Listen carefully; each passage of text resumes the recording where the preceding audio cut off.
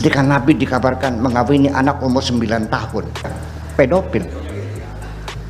Ya, jadi jangan sampai Allah punya keinginan, kita punya keinginan, keinginan Allah ditarik ke keinginan kita, tidak sama. Karena Allah punya hikmah yang luas dan tahu masa depan dibandingkan pengetahuan kita yang terbatas.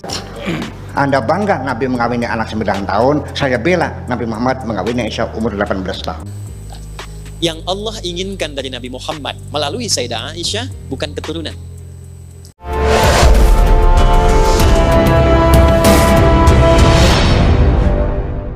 Malah kamu bangga.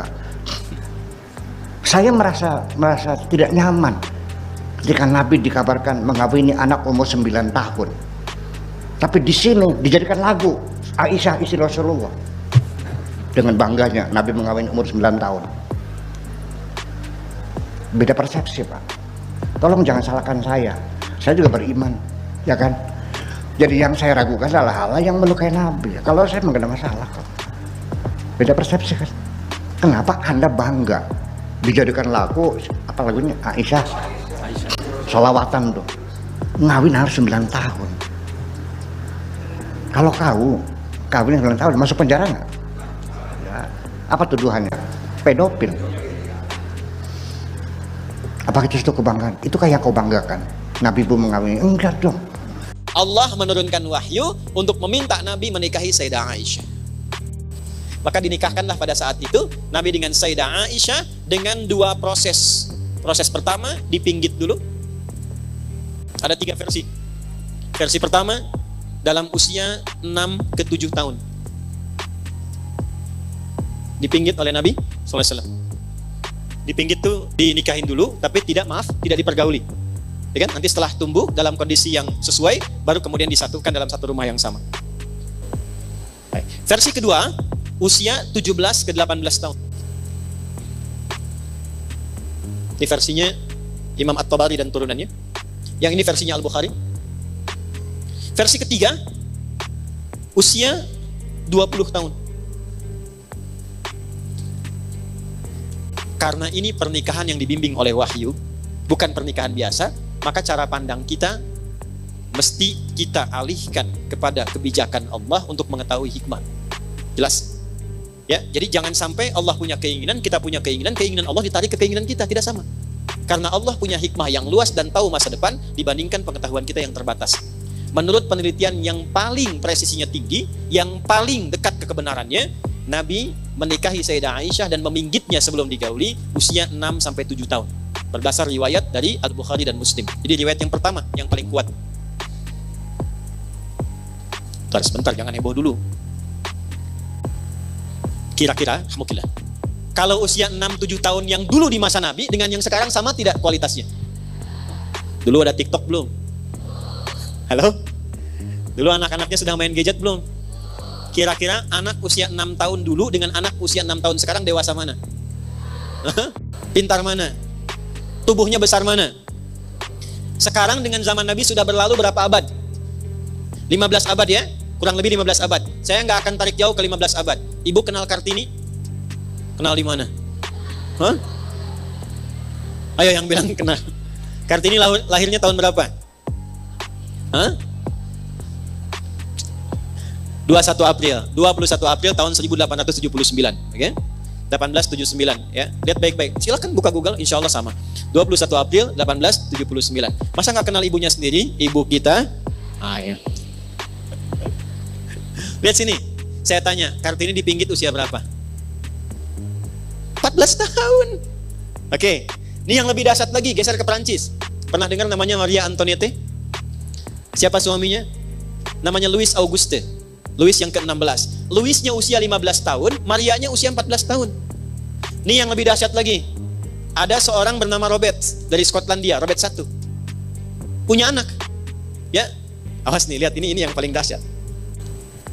Robert punya anak, Robert I, namanya David. Baik, usianya 4 tahun. Usia 4 tahun ini dinikahkan dengan Joan. Joan usia 9 tahun. Siapa Joan ini? Joan ini adalah anaknya Raja Edward yang kedua dari Inggris yang menikah dengan Isabella dari Spanyol. Jadi Edward dengan Isabella punya anak namanya Joan. Joan ini usia 9 tahun dinikahkan dengan anaknya Robert dari Skotlandia usia 4 tahun. Hah? Jadi kalau ibu mau ngukur kejadian di masa lalu, jangan diukur dengan kejadian kita sekarang. Karena kondisinya tidak sama. Keadaannya berbeda. Hukum masa lalu, tradisi masa lalu, bawa ke pengetahuan masa lalu. Lihat di sana, jangan dibawa ke hukum sekarang. Karena kondisi perempuan-perempuan, bahkan di era 100 tahun ke belakang saja, nggak sama dengan sekarang. Mereka 9 tahun itu sudah kuat, sudah balik, sudah beraktivitas. Tidak sama dengan sekarang. Makanya saya berulang-ulang, Siti Aisyah itu sebelum dikawin Nabi itu, dia pernah ikut perang. Pernah ikut perang.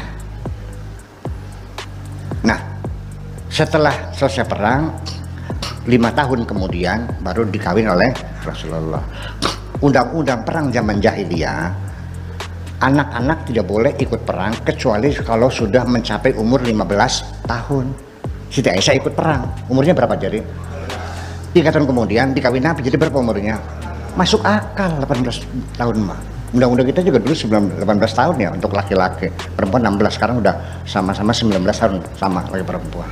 Lalu masuk akal.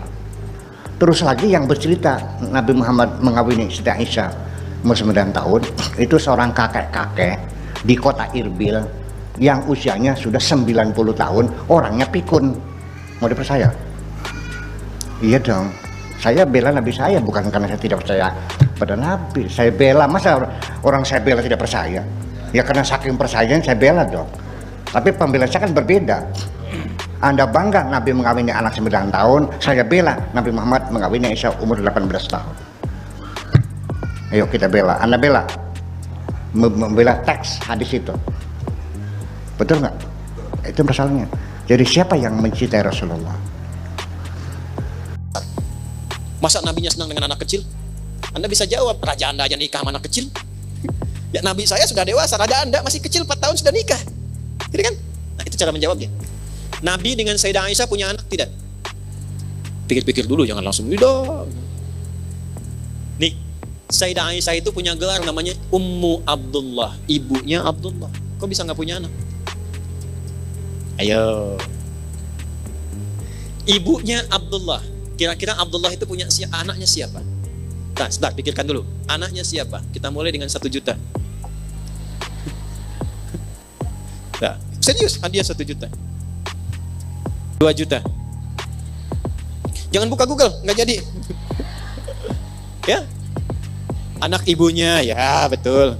Ya, anak siapa itu? Anak ibunya, betul. 5 juta. Waktu habis dah.